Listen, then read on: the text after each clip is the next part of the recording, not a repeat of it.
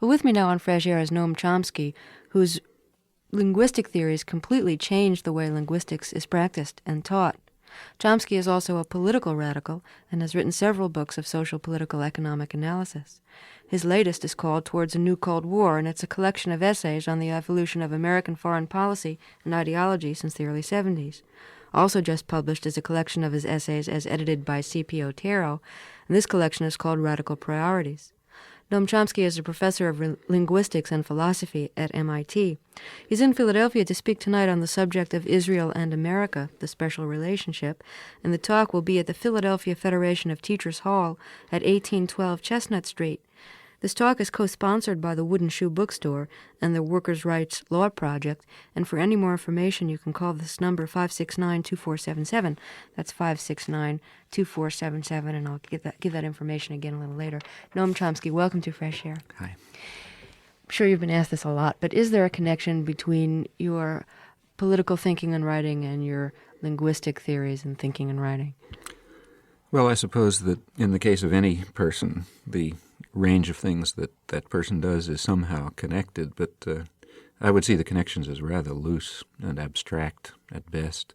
Perhaps my political interests and concerns and my linguistic work flow from a common concept of essential human nature, which emphasizes such notions as a creative impulse and a need for freedom from external constraint and so on. But those are really rather abstract connections. So one could certainly agree or disagree with either of the two positions quite independently. Your radical thoughts in linguistics completely changed the field. Your radical thoughts in politics hasn't, I think, completely changed America. Has it been interesting for you to watch how your contribution to politics and linguistics has or hasn't affected things? Well, I see them very differently. For one thing, in my view, linguistics is it's basically a branch of the sciences. It's hard intellectual work. Political analysis is not, quite frankly. I think it's easily within the range of of an ordinary person who doesn't have any particular training and is simply willing to use common sense to pay attention to the available documentary record and to use a little diligence in searching beyond what's on the surface. There's an elaborate pretense that this is an area that must be left to experts, but that's simply one way of protecting power from scrutiny. So I wouldn't. So my own interest in political analysis and writing and so on is simply to bring information to people who I think can use it for the purposes of changing the world. How do you divide your time between linguistics and politics? Sometimes it feels more or less as though it's 100% on each, but it just varies from moment to moment. Has your political outspokenness ever hurt your academic career? In my case, not at all. I've been at MIT since 1955. They knew my politics at the time. I was in the research lab of electronics, and I was that time a student, or just finished being a student radical, and openly so. And through the Vietnam War period, I was involved in various kinds of political activity, including resistance and organization of resistance, and I was in and out of jail and threatened with long jail sentences and so on. But and in subsequent years, I've taken many positions which are certainly unpopular, but there has been, as far as the MIT administration is concerned, there's just been, their reaction to this has been, in my view, perfect. That is, they simply ignored it. Do you think that universities should have a political environment? Do you think it's good or healthy for the professors to be politically outspoken? Well, it's of course an individual choice, but it's hard for me to understand how any human being can be part of the world and not be politically engaged. To say I'm not politically engaged is to simply say I don't care what happens to billions of people. And I don't care what the future is like, and I don't care whether people suffer or die, and so on. And if someone wants to take that position, fine, but I might have great respect for the person's work, but little respect for the person as a human being. So in this respect, I would say, sure, people in universities, like everyone, ought to be politically engaged. As to whether the university should be politicized, that's quite a different question. In my view, the university should be a free and open forum, and part of my own criticism of the universities is that they're very highly politicized. In fact, they're overwhelmingly dominated by a narrow set of doctrines, which is virtually a state religion, and any deviation from them is very hard to tolerate. What kind of doctrines are you referring to? Well, the doctrines that support that either evade scrutiny of or directly support the structures of power within American society, including those in the private economy and those in the state. These are very rarely subjected to critical analysis and scrutiny within the university system. In this respect, the universities are much like the media and, in fact, part of the same general ideological system. And this is, in fact, a high degree of politicization. Now, people usually talk about it differently. They say the universities became politicized in the 1960s when students insisted on politicizing the universities. In my view, exactly the opposite happened. What happened was that the highly politicized, highly ideological, very narrowly ideological university system of the earlier period was open to a challenge by students who raised questions and wanted to broaden inquiry and in fact opened the doors to the free inquiry and scrutiny of many other questions. But this is the opposite of politicization. This is opening very slightly a generally closed door. One of the issues of that period in the late 60s was whether university faculty should have their research supported by Defense Department monies that would be ultimately going to towards war-related research or defense research. Is that an issue? It's an issue, but I think one ought to think about it a little more carefully than I think is sometimes done. For one thing, it should be recognized that universities are parasitic institutions from an economic point of view. They do not generate their own capital. So the support for work in the universities is in one fashion or another coming from taxpayers. This is even true for private universities, which live off of corporate gifts, which is just a way of saying they live off of tax-free gifts and corporate profits, which ultimately means they live off the back of working people. And that's where it comes from. Now, the only question is how it's funneled. One of the ways of funneling it is through the so-called Defense Department. I'd prefer the more honest earlier term, War Department, what it was called until 1947. And it's true that work funded by the War Department tends to be work directed to military purposes.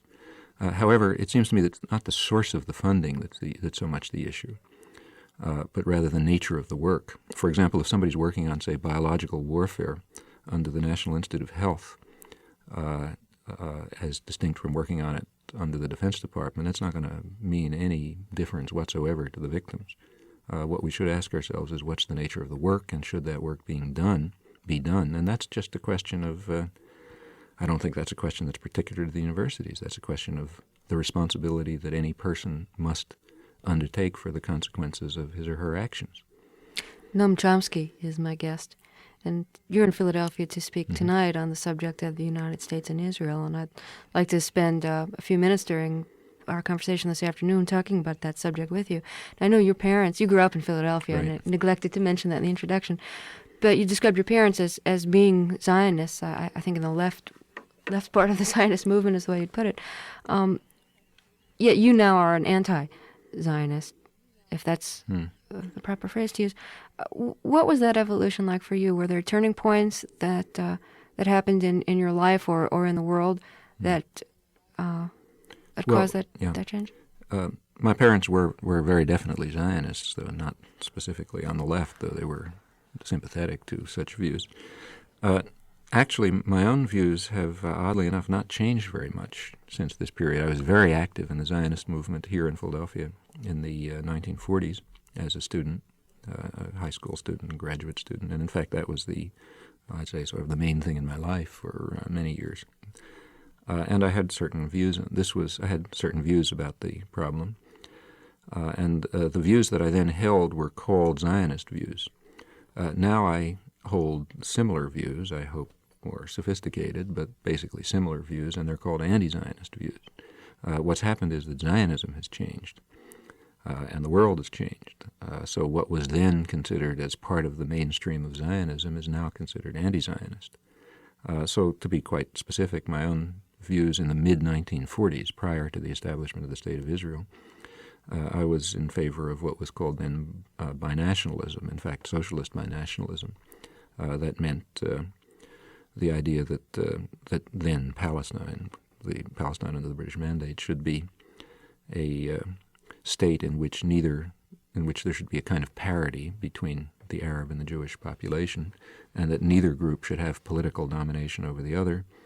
And a variety of proposals were made, Swiss-type cantonal proposals and other types, as to how to implement this idea. Well, this idea, then this was a position in opposition to a Jewish state. Well, this was a Zionist view. In fact, views of this sort had been expressed even by absolutely mainstream Zionists like David Ben-Gurion in the 1930s. One can argue about whether he was serious about it or not, but this is certainly the view that he expressed. And in fact, although this is not well known, it was not until 1942 that the Zionist organization officially took a position in favor of a Jewish state. 1942 was the first official statement of any Zionist organization, the World Zionist Organization, in favor of a Jewish state. And groups that did not go along with that decision, as I did not, were still very well within the mainstream of the Zionist organization.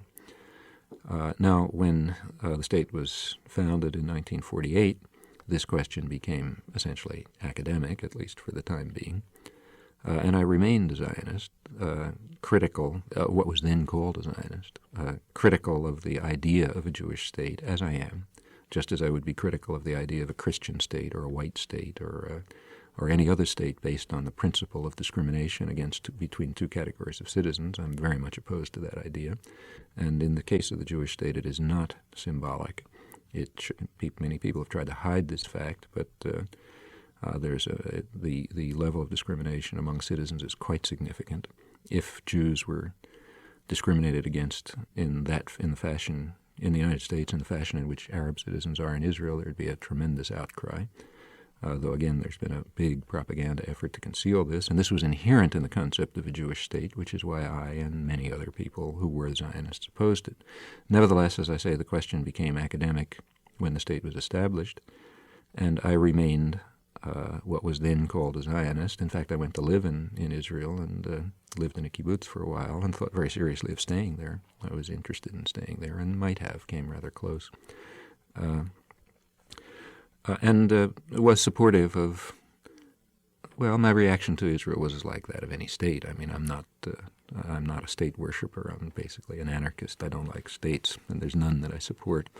But my attitude toward Israel was not different. I thought there were good things there and bad things there. In 1967, with the conquest of of that war, my attitude shifted. I thought, for one thing, I thought that Israel was then in a position, and I think this was a tremendous historical error of the State of Israel. I think it was then in a position, in the post-1967 period, it was then in a position to institute a kind of federal structure of an essentially binationalist sort, which would have given a kind of parity to the Jewish and to the Arab areas, and which I think would have been extremely beneficial to all concerned. And I made such proposals at the time. Well, that was then considered anti-Zionist, and I think that was wrong. I think Israel made a fundamental historical error by not moving in that direction in that period. And incidentally, I think by now there are many people in power in Israel who somewhat agree with that.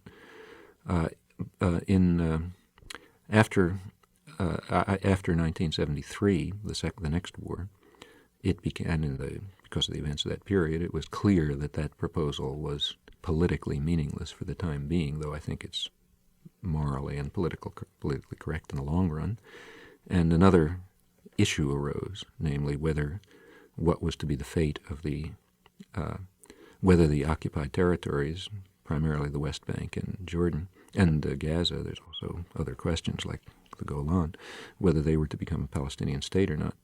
And my view was that of the small group of Israeli doves who believe that there should be a two-state political settlement, that's, of the various options, that's the least bad. I don't think it's a good option.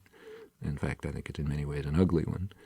But I think it's my feeling since 1973 has been that of the realistic political alternatives, that one is the best one. Now, again, some people call that an anti-Zionist position, but that's a little hard to see why, since it's certainly held by people who call themselves Zionists, the Israeli doves, for instance. Earlier on the program today, I was speaking with a representative of the group Peace Now, and it's a group whose principles I know you're familiar with, and they think that that Israel should not annex the West Bank, and that it's very dangerous to the kind of moral fiber of the country and to the democratic principles of the country to be governing a population of people to whom that does not have equal rights and equal participation in the government. What do you think of the politics of that group? Well, it's interesting. I think you put it quite accurately, and there are some really fundamental contradictions in that position. Let's take the idea, which I agree with, that it's corrosive to the moral character of a country to be ruling over a set of second-class citizens. I agree that that's true. But, of course, that's true for Israel within the 67 borders, too. The Arab minority of citizens within the pre-June 67 borders is about 15%. So higher than the percentage of, about the order of the percentage of blacks in the United States, say. Now, if the United States was a white state with blacks as second-class citizens, I would be strongly opposed. And I would be strongly opposed to any administrative or legal structures or measures that instituted that distinction. Now, Peace Now is not opposed to that. Notice that they do not say that there's anything wrong with, at least I've never seen any statement, nor was there in what you read, a statement saying that Israel within its pre-June 67 borders has a problem of democracy and equality, but it definitely does have such a problem. What they're concerned with is that this problem will sooner, if they do annex the territories, the problem will not be a 14 or 15% minority, but it'll be a 40% minority and ultimately a majority. Well, their fear, shared by the Labor Party, is that that will mean that Israel will essentially turn into something like South Africa, with a minority population ruling over a majority of second-class citizens or no citizens at all. Well, yes, that's a worse problem, but the point is the problem remains the fundamental problem of principle remains, even if the minority that is discriminated against is 0.01% of the population. If it's 3 people, or 1 person, the problem still remains. In a democratic society, there wouldn't be 1 person who, by law and administrative practice, is a second-class citizen. Now, I don't see that a question of principle arises when it's as to the distinction between 14% and, say, 40%. Now, as far as Peace Now is concerned, you're right. They're opposed to annexation of the territories, but what are they in favor of? That's very hard to determine. In fact, I believe that, as far as I know, they have shied away from any explicit statement as to their plan for the occupied territories. Now, within Israel, there are basically 3 positions on this issue. There's the position, and this has been true essentially since 1967, with various slight modifications. There's the position of the governing EQed coalition, Menachem Begin's government, and it is clear that they are moving towards annexation. They haven't said so in so many words, but it's about as clear as it can be in their practice that they are moving towards annexation. There's the position of the Labor Party, which governed the country until 1977 and is now the opposition, the Labor Coalition to be more precise, and their position, which has not been precisely formulated, though its outlines have been laid down, their position is what they call territorial compromise. And it used to be called the Alon Plan, named after Yigal Alon, who formulated it.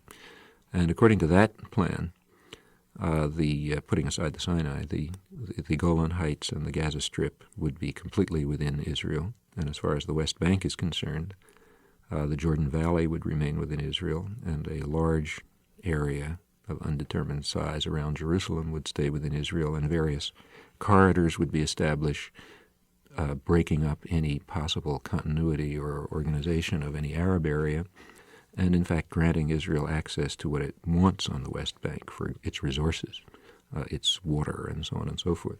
So, but excluding the areas of dense Arab population concentration, precisely for the reason that was mentioned. The Labour Party position is to somehow avoid raising the Arab minority from the, say, 14 or 15% that it is today to the 40% or so that it would be with full annexation.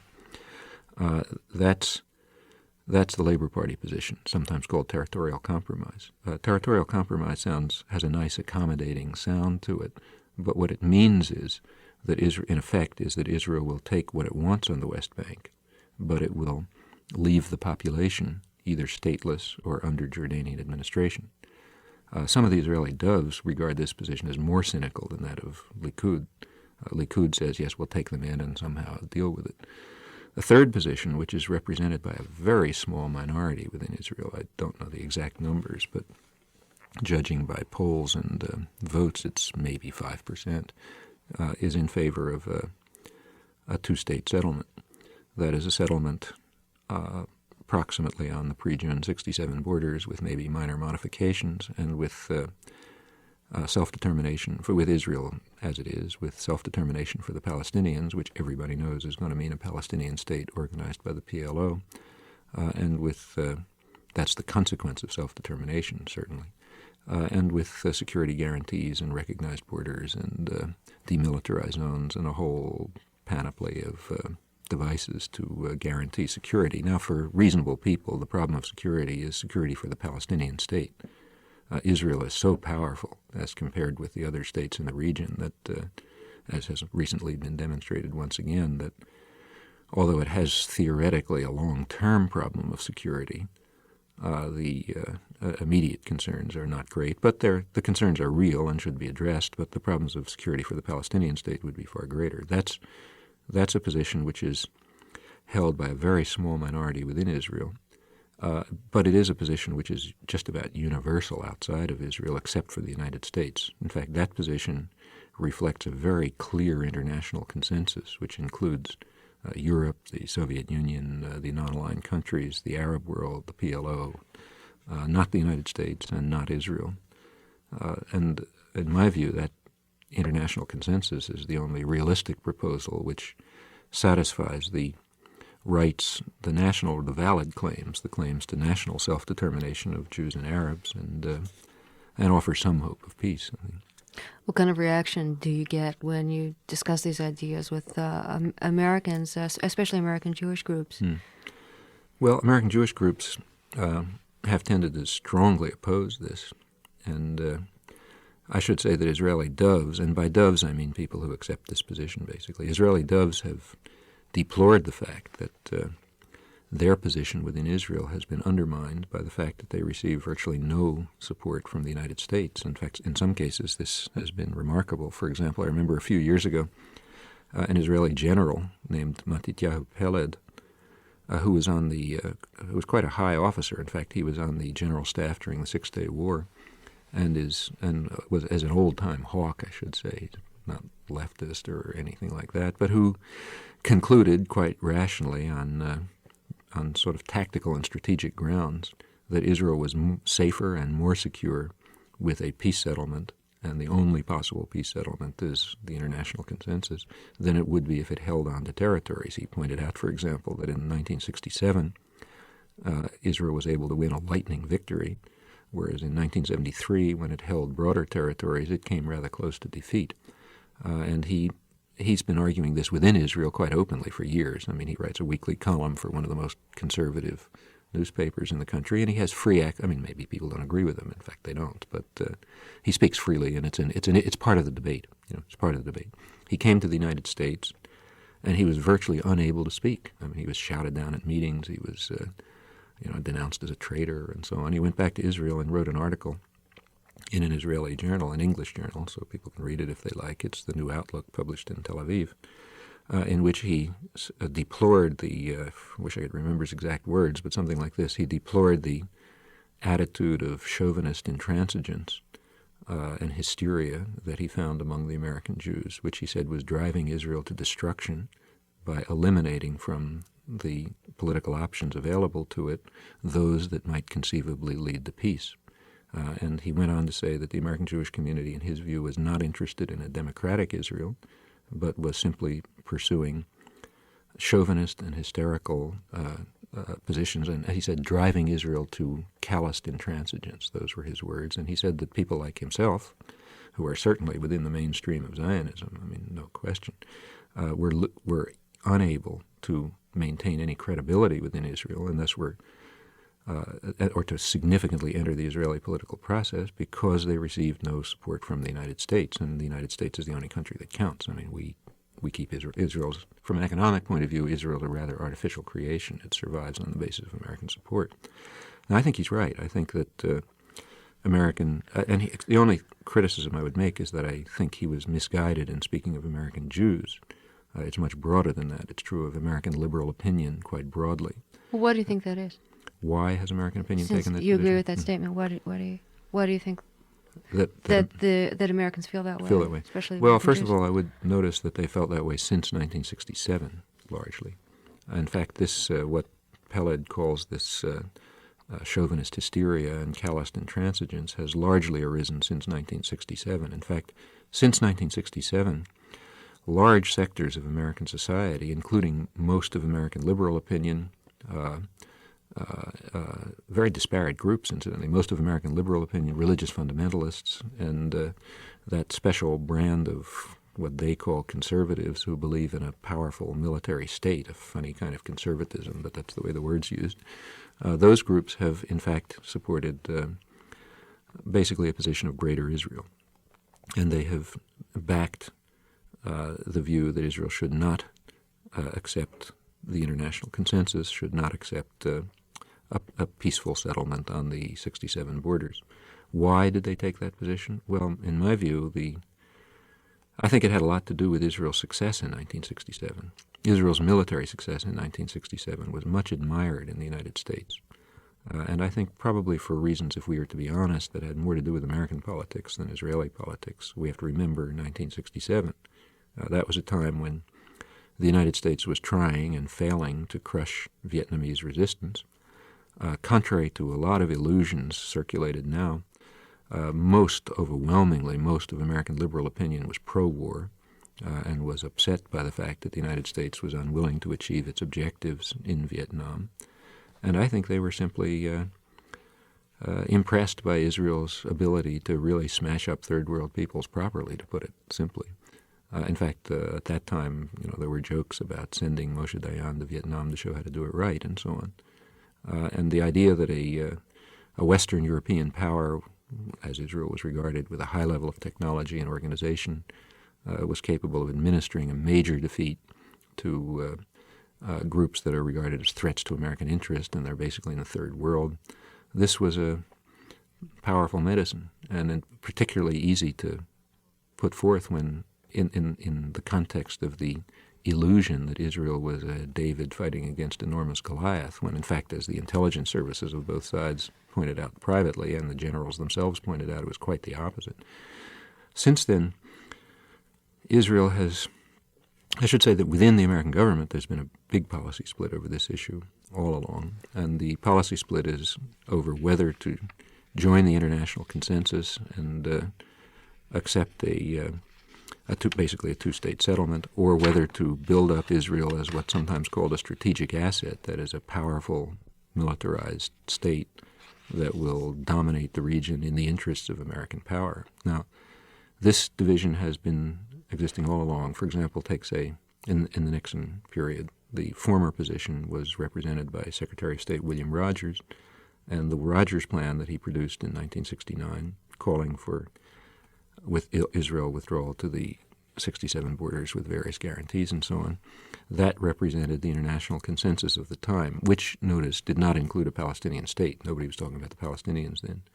At the other extreme, Henry Kissinger took the Greater Israel line. He felt that Israel should be supported in maintaining its military control over the region and serving as a strategic asset for the United States. This was true to the extent that, well, there's an important event, which has been wiped out of American history since it's incompatible with the state religion, but I'll nevertheless report it, and that is that in February 1971, 71 this is, President Sadat of Egypt offered Israel a full peace treaty, going beyond what he offered in his famous trip to Jerusalem in 1977.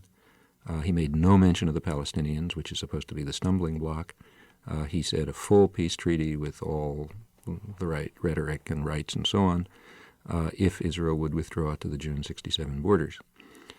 Israel recognized that it was a genuine peace offer, but refused it because they wanted more territory. That was the dovish Labor Party. Kissinger backed them in this, and in fact Sadat threatened that he would have to go to war unless diplomatic measures proceeded. But it was Kissinger, in fact, who has main responsibility for the fact that the 73 war took place. Now, there's much more like this, but what it means is that Israel has that the position of what can only be called rejectionism has been pursued in Israel because of American backing.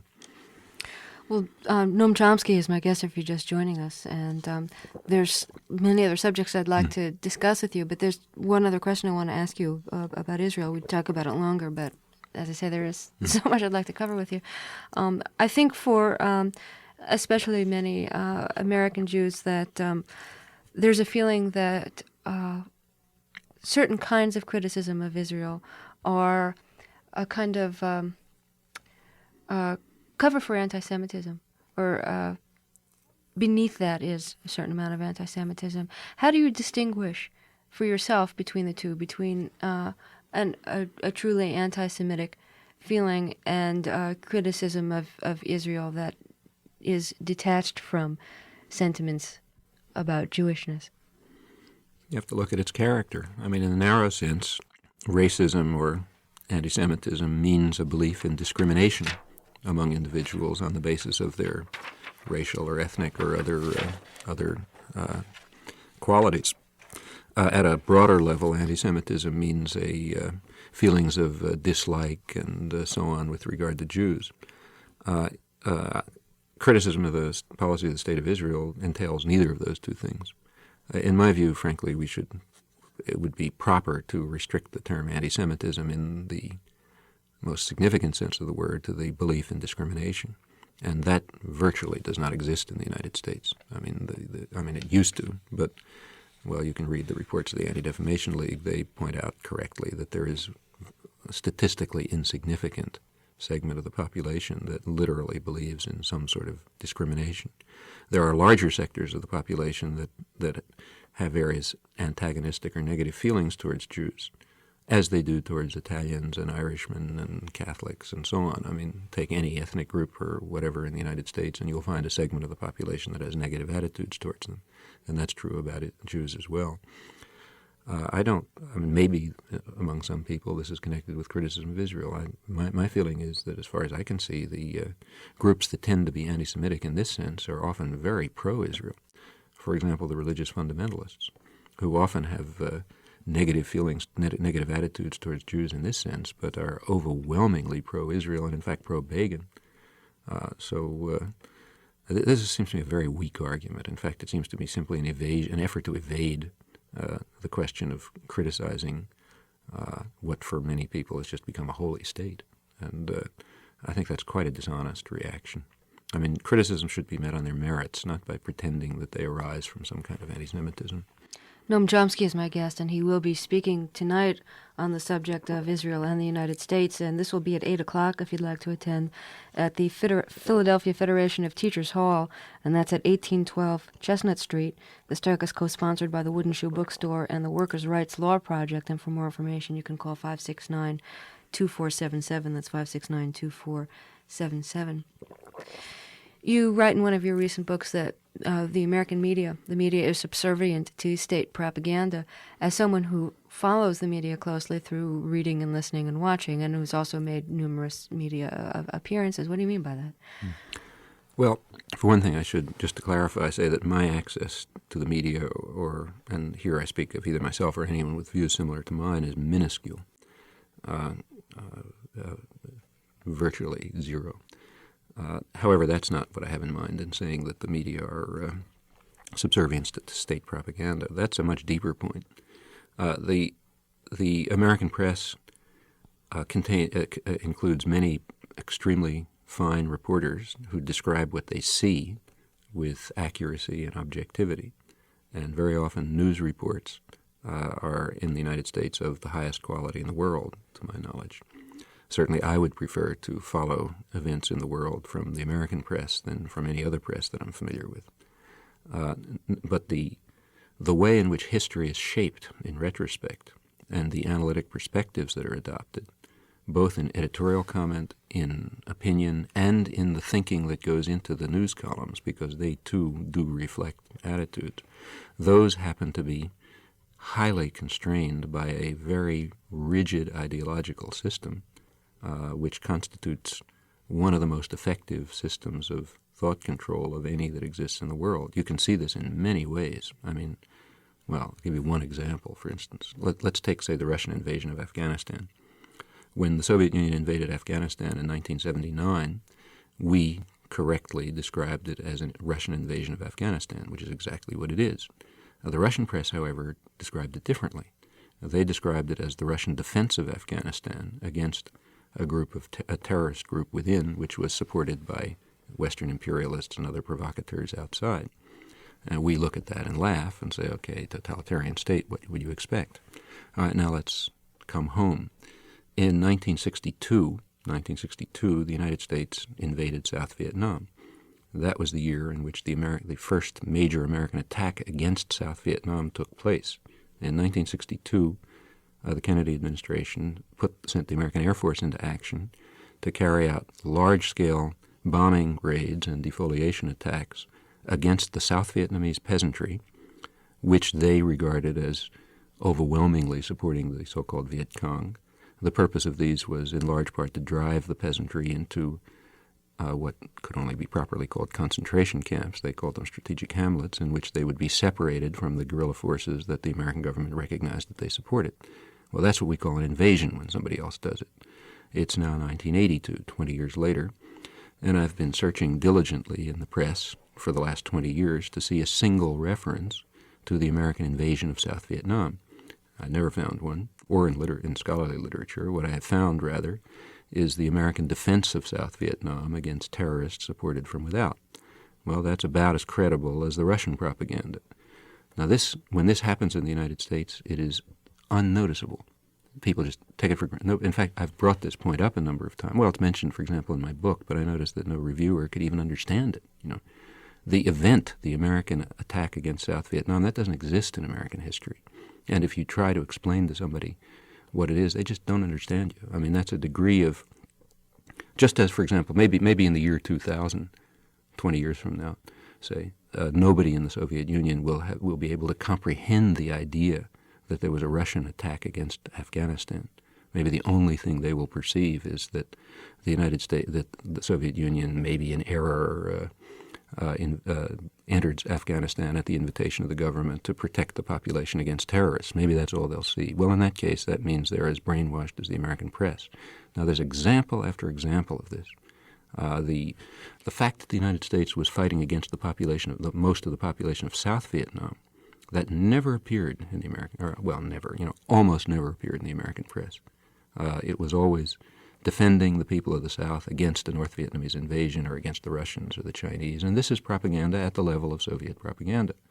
Now, if we talk, or let's say take the Middle East, the example that I just mentioned, how is Sadat pictured in the United States? Well, there's a standard picture. It appeared in all the editorial. And when Sadat died, for example, I'll just take one concrete example. The New York Times had 2 full pages of obituary by their Middle East expert, Eric Pace.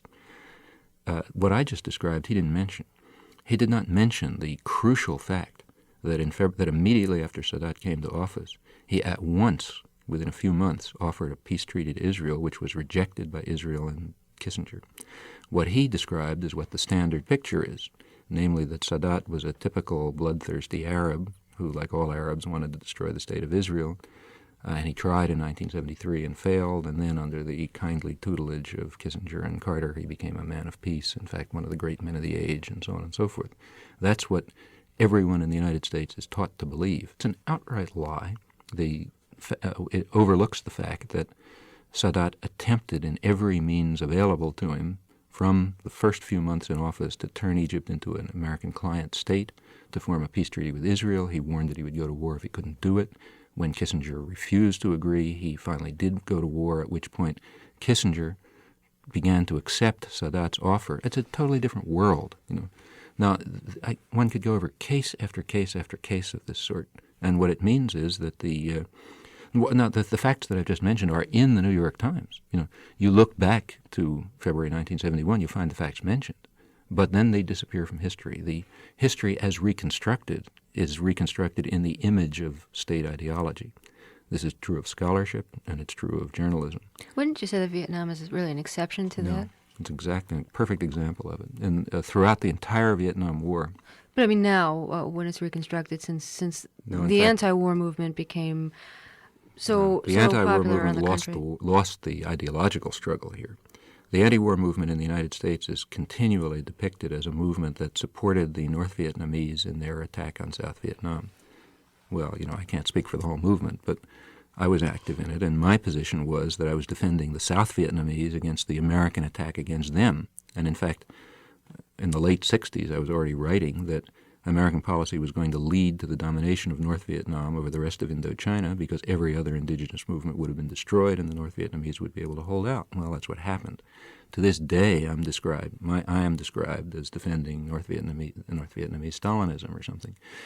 The point is that our ideological system is so rigid that people literally cannot hear the facts. You know, it's not that they disagree; they cannot penetrate into the mind. You know, they can't get from the ear to the mind. You know. Well, let's follow your premise. You're saying that the media ends up writing within the ideology of American policy. You compare that to the Soviets, and there isn't, as there may be in the Soviet Union, a policy Right. that there is no really official. There's no connection between the government and the press. That's true. Following the premise here, if as you say it is, the press frequently has a kind of government line, why do you think that is? Well, it's perfectly true. The system operates in a radically different way in the Soviet Union from here. I mean, in the Soviet Union, if you're a dissident, you're in jail or dead or something like that. Here, if you're a dissident, you're just marginalized, at least if you're a white male dissident. And that's a very significant difference. I mean, one shouldn't underestimate it. And it's also true that in the Soviet Union, the propaganda system is transparent. I mean, it comes from government order, you know, and you just follow the line that's handed down from above. That's obviously not the case here. What happens here is that there's a complex network of rewards, advantages, punishments, access, and so on that pretty well guarantees that there will be a high degree of conformity. Certainly not the total uniformity that you find in a totalitarian press, obviously not. In fact, I said that American direct reporting is probably the best in the world, and Soviet direct reporting is probably, you know, the worst in the world or close to it.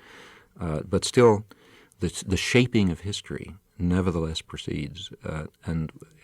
Well, you look, a journalist, for example, who perceives history the wrong way, in a way which is not in accord with dominant interests, will quickly be made to know that he's not acting properly. You know, that his material will be returned by the editor as sort of not well thought out, or he'll be told to, you know, not to be so abrasive or something like that. The reason is that the editors, first of all, have already internalized the doctrinal system. The other is that they're very sensitive to outside pressures, such as advertising, and simply the fact that the media are big corporate systems. You know, the media are as a whole, are one of the major corporate entities in the country. Of course, they're going to represent the interests of corporate capitalism and the state, which is closely linked to it. The same is true in the universities, incidentally. I mean, a young scholar who started to write about the American attack on Vietnam in 1962 would be politely informed by the chairman of his department in most places that he's talking nonsense, or that that's not the way to think about the world, or that his view is too oversimplified and he's failing to understand this, and so on. In contrast, if he wanted to write about the Russian invasion of Afghanistan in 1979, he'd proceed. And so in a million different ways, you know, pressure, opportunities for success, for access to power, to privilege, even to access, tend to be heavily restricted to people whose doctrinal position is relatively pure. And if that's true of them, then they're allowed to report honestly, as long as they are properly, as long as their minds have properly been controlled in the first place. On the other hand, if they really challenge prevailing ideology, if they ask challenging and hard questions, and raise serious questions about the structure of the system of ideology, they'll very rarely gain any access to either the media or the schools and universities. So it's a subtle system, but a very effective one. People tend to talk about the media as if they were all owned and operated by the same entity, which of course they're not. And when we talk about the media, we're talking about thousands of radio and TV stations and newspapers and magazines, and particularly in the area of papers and magazines, there's right-wing and left-wing and moderate and everything in between. What about the diversity of the media? Do you think that affects the kinds of opinions? Because you did make that statement that media represents the ideology of America. Well, I was thinking mainly of the corporate media, of the big press and television and so on. There's a range. This is a very free country in many respects, and if a group of people has the capital to put together a newspaper, they can do it. Very few do. It's a very expensive proposition, and in fact, the journals of opinion are overwhelmingly run on money that comes from angels. In fact, there is that is possible. You do have journals spreading over a wide range of opinion, but the fact of the matter is that both for financial reasons and because of the overwhelming impact of the ideological system in the schools and scholarship and universities and corporate media, the chances of left-wing critics or alternative scholarship to enter the system are very limited. Now, not entirely, take during the 60s. During the 60s, under the pressure of the student movement, the gates were slightly opened.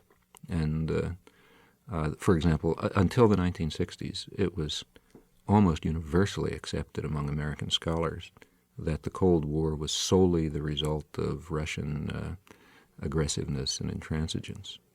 In the 1960s, a so-called revisionist school developed, which took the view that there was an interaction of the Soviet Union and the United States, and that the United States played a much greater role than the Orthodox view claimed. Well, within no time, the Orthodox position had collapsed, and in fact, the basically revisionist position took over.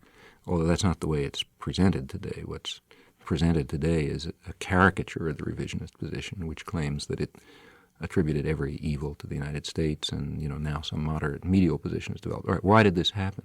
Well, it happened because it was impossible, under the pressure of the student movement, to simply reject critical questioning of a kind that had been very successfully excluded in a more obedient period. And repeatedly that happens.